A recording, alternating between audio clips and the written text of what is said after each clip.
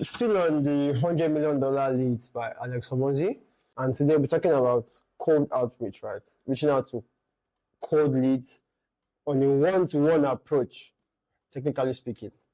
So when we talk about, so we're talking about cold outreach, we're talking to people who have never heard about us, who don't really know what we do. So complete strangers, basically. So when we are calling strangers to try to sell to them, there's a problem of how do you even get their contact in the first place? Because a lead is somebody who you can contact. Now, the next question is, okay, even though I get their contact, what will I say when I call them? Okay, that's a valid point. And the first problem is when you call them and they don't want to listen to you, what do you do? So he tackles every single thing with sense, right? And why this is a part that I'll have to read and read over again is because for my startup, I am part of the sales team. I will doing the cold calling. So something that I'll have to try to understand in depth. And mind you, this is the first time I'm doing outbound cold call sales. So it's not going to be as easy as I think, or rather as easy as it is in my head, but until we get there. But what the mindset I have is that as I am going into this sales process, right, I'll be bad at first, but the fact is that if I keep progressing, I'll get better.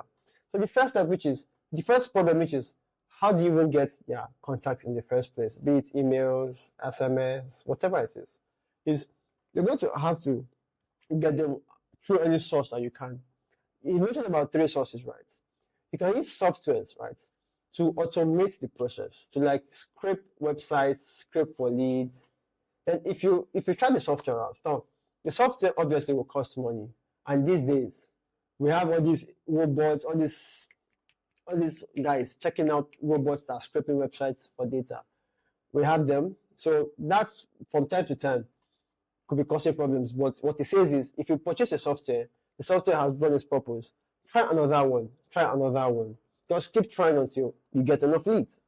Second approach is you can go for people who sell people's data. I think they call them data brokers or something else, data brokers. What they majorly do is they help you get information. Just tell them what you want, right? And they help you source that information. So for example, I remember I think during 2015 election, some guy wanted to run some bulk SMS to send to people for political campaign purposes. And then it was right in my front. They pulled out the phone numbers of the database of people. They put down that database one of voters.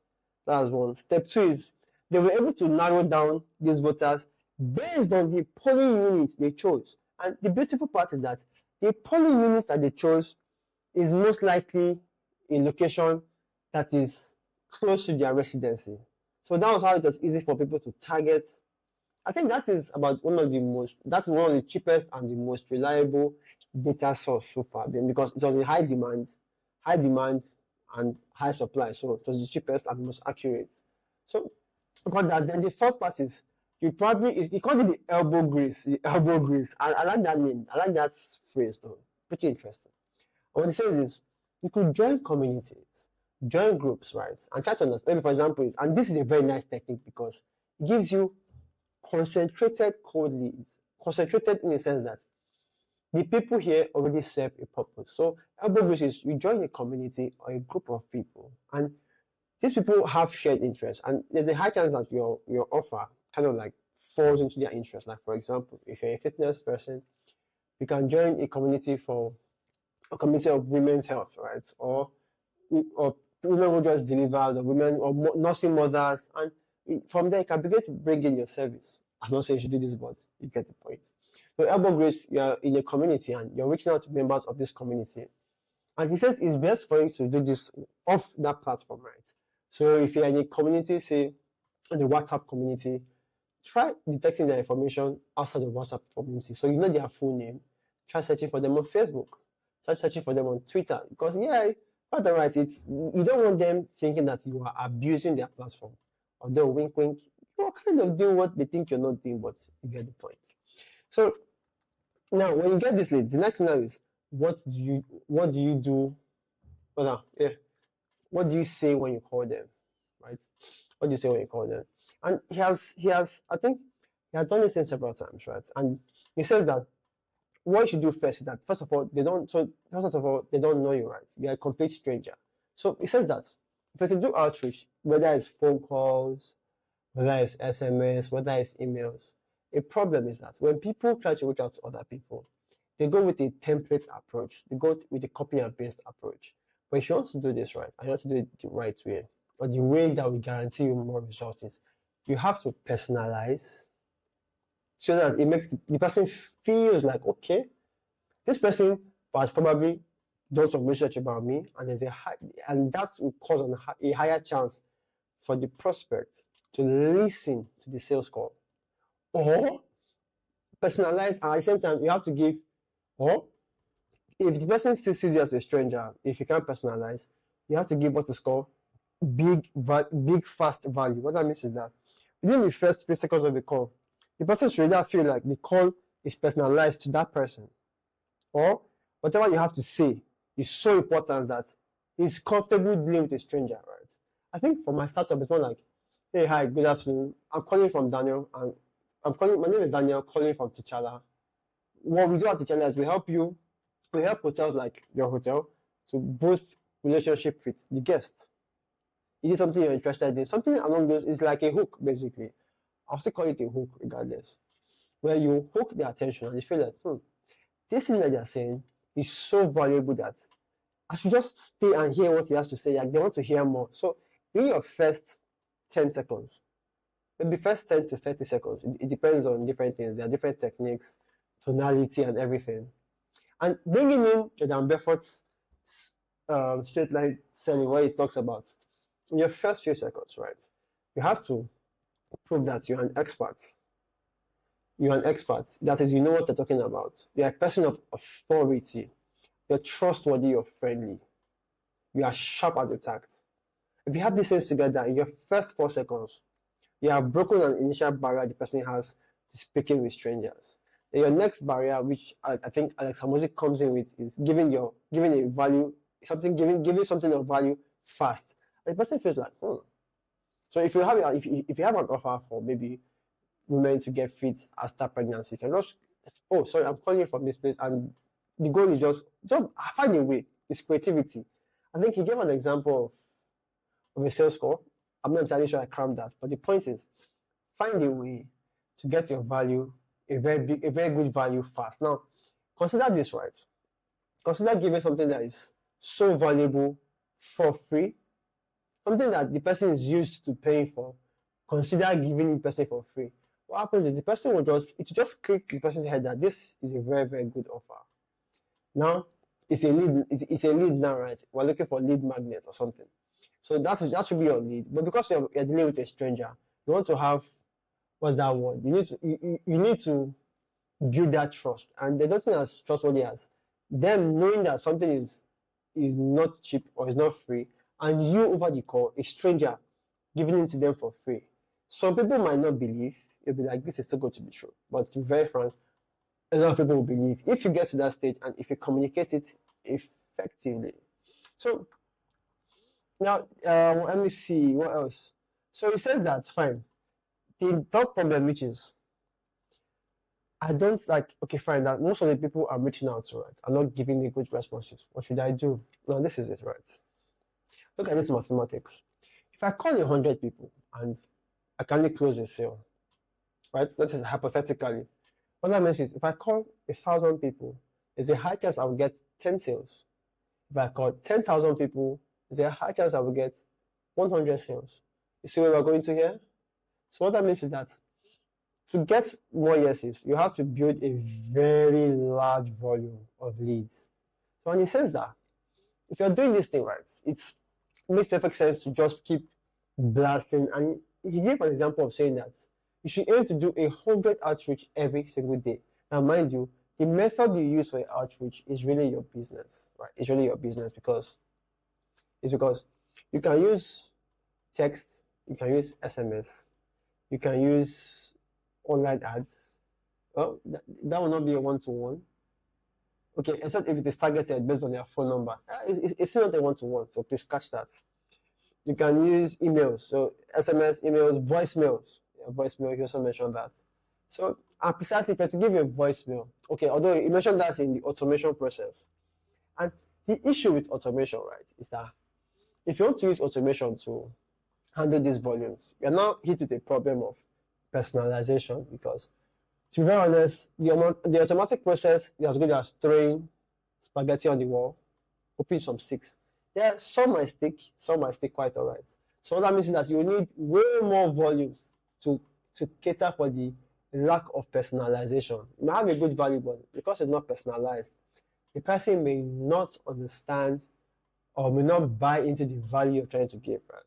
And this brings it back to as a business owner, you have to think wide. So we're thinking of running ads for the business, right? So one thing we want to do is, also once you run ads, we want to run ads that look like they are segmented. Segmented with the sense that we run ads to maybe, for example, to real estate companies, believing that we built a solution for just real estate companies. You get that? Rather than building ads that are to target people at the vertical level, to target a broad audience, instead, we're going to have multiple campaigns to target, they are to help frame the product like it was built for a vertical industry. That is, we're going to create vertical ads across different industries. So vertical ads means that you're targeting one industry. You're framing your product to be like it belongs to one industry, right? As opposed to it belongs to all industries. Why? Because it will help to boost the perception. It will help to feel like these guys have built something for the real estate market. But in reality, it's not for the real estate. It's also to hook their attention. That is something that I planned. So I want to execute on it. And if it works, hey, trust me, I am going to milk that thing like crazy. I'm going to milk it so much. I'm ever create a course for it. That's by the way. I fall in love with the idea of courses because I would say it's Alex Hormozi and his guys, the online coaching or online education space, that is doing things that is just blessing me that is just hitting me and making me realize that if you have solved the problem for yourself, it makes a lot of sense to try to solve that problem for somebody else. And it shouldn't be any problem if you get paid in return.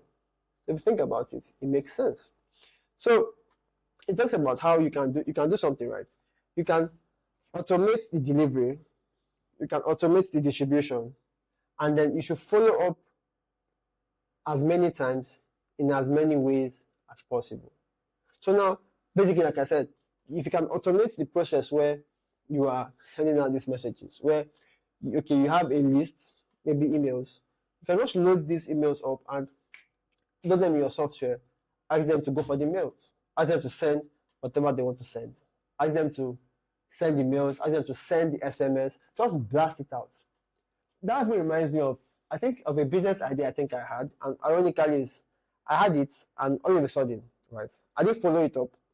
I have somebody who actually needs and wants that service. He needs and he wants the service, right? But to be very frank, it may affect me good money, but at the same time, I think I had a lot of workload. And two, you're not ready to pay the bill. So, but I feel like that thing is still going to be in demand. Flash is about robocalls.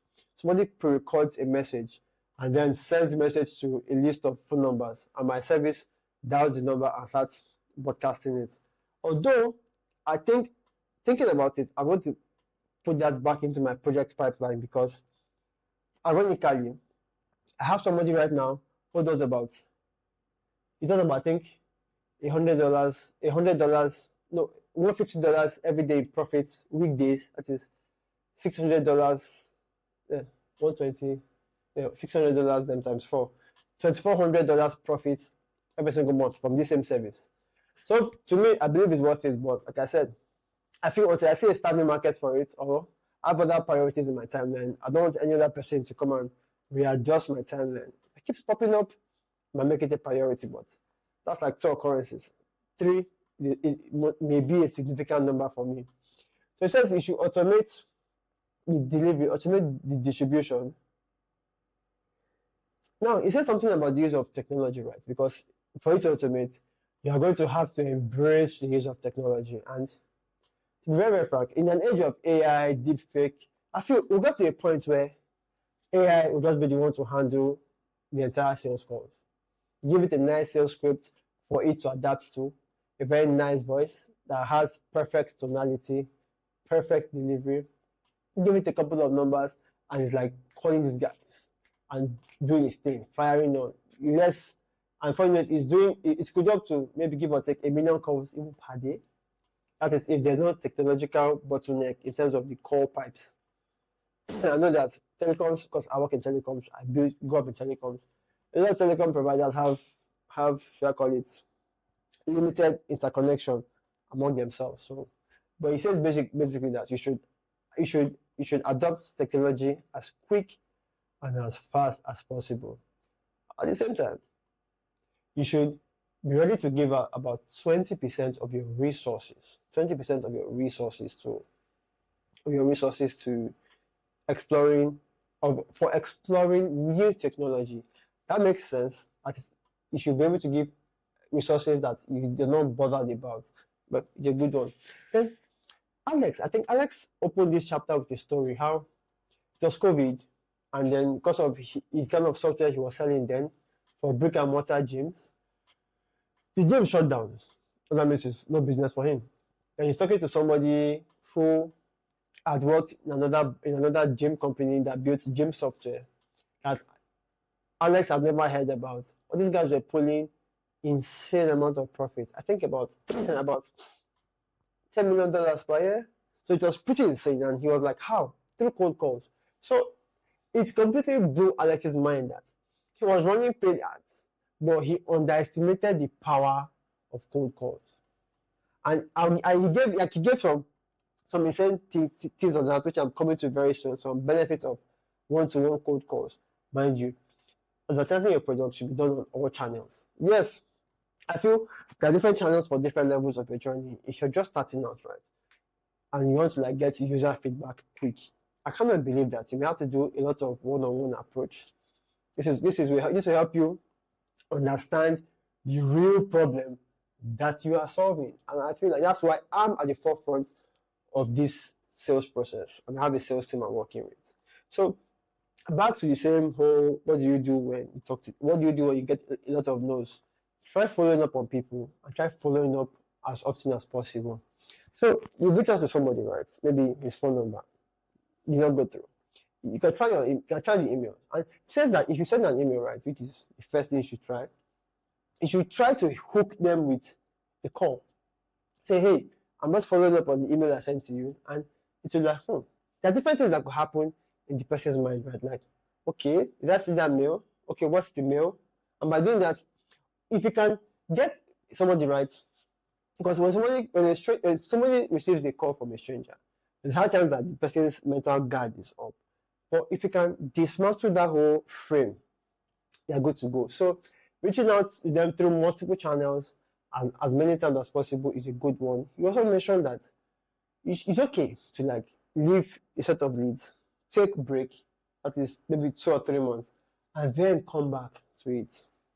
That things will still work out as they planned. Interesting, right? So you shouldn't leave leads hanging around. And it also spoke about how if somebody says, do not contact me again, you should respect them and not contact them again. It should be that simple. You should not really try to complicate anything. I said the reasons that you should follow up more is that one, sometimes they may have received your first message when they're in a bad mood. Sometimes things could have changed, right? Somebody who did not accept a fitness course because maybe she was pregnant, 9 months later, might accept it if it is aimed at pregnant women or women who just delivered, who just put to bed. So if there are other factors that could also help you, but you should not be afraid to reach out as often and through as many channels as possible. And it says that another thing says that fine, because you are gathering a lot of leads. One big problem is that a lot of salespeople, right? What they could end up doing is because there are a lot of leads, they must start wasting them because they are in a hurry to rush. He said, no. What you should do is, if you have a sales team and you know that this person's capacity is to make 100 calls, Try giving them 70%. And this is like a theory that I hold in my head too. That if I'm being told that something is to operate at 100, right? 100 units. Apart from a context like me doing other things, I think in terms of like maybe vehicles, engines, I like to keep them at an 80%. To have that 20% for like markup is also a way of imposing a self-limit. And I'm going to discuss about why we need to limit ourselves, because a lot of people don't believe it, but it's real.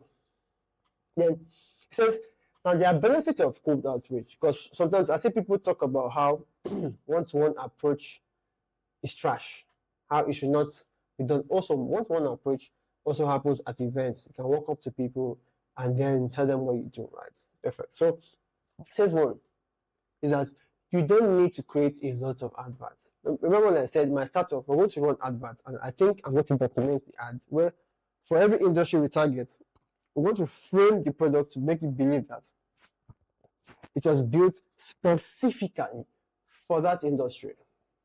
Make sense? And it's also help to like grasp the person's idea where the colors selected, the fonts used are aimed at real estate, even the background images, the creative art is going to be built for each sector as you proceed.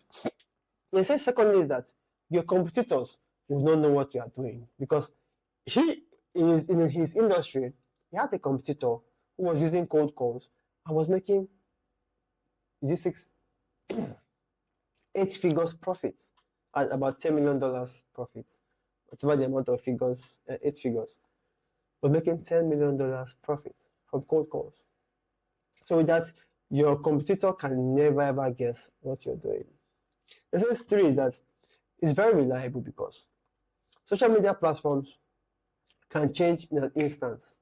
I can't remember the year, but I know when Apple created this privacy policy, I remember companies were going wild. They were like, what? And then it completely destabilized the ads game. I think ads became much more difficult to run, although Facebook found some ways, but it became more difficult to run. So by doing that now, cold calling would always be cold calling. Door knocking, because knocking on doors too is also a cold approach one-to-one. Knocking on doors will still stay the same, and you're not prone to platforms crashing or platforms having new regulations, because except you're lying in your cold calls or you're doing something shady, you should feel very confident in whatever it is that you are talking or selling, basically. And it says, okay, fine. Also, you don't need a spokesperson because your business is sellable. I think about this, right? A lot of companies are not sellable because the business owner is always working in the business, not on the business. So what that means is that if these guys leave the business will die out tomorrow.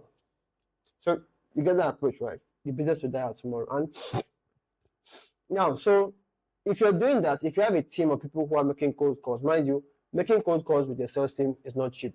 If you have people who are doing that on your behalf, is that you do not realize that, okay, fine, they have a sales machine and they have a product. And that means that you can potentially, it's easier to sell such a business if you ever want to exit it, because you have set up a system that works even though you are not there or not. Then 7, it says, it's hard for you to copy. Yeah, it's hard for you to copy because even though they can copy your process, they still have to get the leads. They still have to know the punchlines to make over the phone call. They still have to put in that heavy work ethic. To be very, very honest, you cannot copy something that has a lot of moving parts. It's practically impossible. You can only take some ideas and build your machines, but there are a lot of moving parts. It's going to be very difficult for them to block you, to even copy you in the other place. So you don't have anything like platform change. Cold calls will be cold calls, knocks will be knocks. So one other thing it says is that if you're new to cold calling, right, you should try to shadow another salesperson. When you shadow another salesperson, a person makes 200 calls per day. You as a beginner should aim to make 400 calls per day. And in doing so, 2 things is that 1, you are going to get as good as the person in half the time because you are making as many mistakes as possible. That reminds me of one idea I got from the diary of a CEO when he says you should outfail your competition. That is, the more failures you get, right, When remember, I keep saying that if you can treat failure and success as the same thing, as you getting closer to your goal, you would not really see it that way. You see it as more, okay, I found a way that will not work, until the next one. So far you can pay your bills, at some point you will get there. This is not a motivational talk. It's something that I have seen happen and happen over and over again. So then it has a checklist, right? It has a checklist. And it says, who is it for? Who is this message for? It's for yourself. Now, what is this technique for? It's usually to hook your lead magnets or your core offer. Where does it work? Any private communication platform. That also includes door knocks. Who is it for? To whom? It's for contacts, leads that you script, leads that you bought, or software that you use, platforms that you got also, communities you joined. When? Do this 7 days, every single day for a week. Why? You should get leads to engage, to sell stuff. And how do you do it? Use calls, voicemails, emails, texts, DMs, social media DMs, video messages, voicemails, direct calls. How much should you do? 100 per day. And how long should you do it? For as long as it takes. So that's it. And I really feel like if you're probably following me on my channel, you get to know that I'm building a startup. And I'll be part of the cold calling group. We're starting calling this coming week. I haven't done it before. All I know is that I have some level of sales, inbound sales. So everything that has been theorized, right? We'll be going into the reality and the practical very, very soon. All I'll say is thank you very much. If you enjoyed this episode, you can feel free to share it anybody that I think is going to find it of value. Thank you very much. Talk to you soon. And bye for now.